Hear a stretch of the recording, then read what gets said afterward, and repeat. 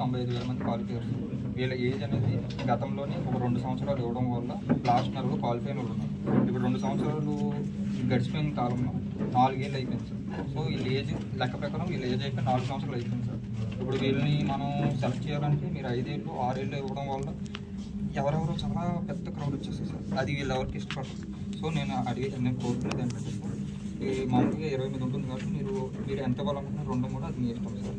కాకపోతే 95,000 మంది prelims qualifier కదా సార్. వీళ్ళందరూ వీళ్ళని డైరెక్ట్ ఎలిజిబిలిటీ చేయాలి సార్. అంటే ఏజ్ అప్పుడు ఎంత ఉందో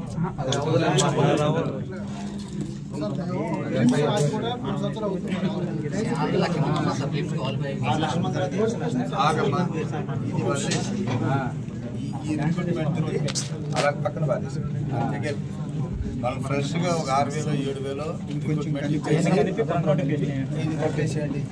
తెగేది కాదు. అంటారు మళ్ళా పోతారు. ఇప్పుడు ఈయన కావాల్సింది పాస్ అయిన కావాలి. ఇవన్నీ కాదమ్మా.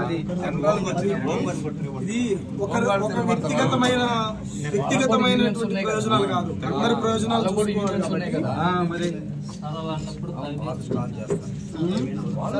స్టార్ట్ చేస్తారు.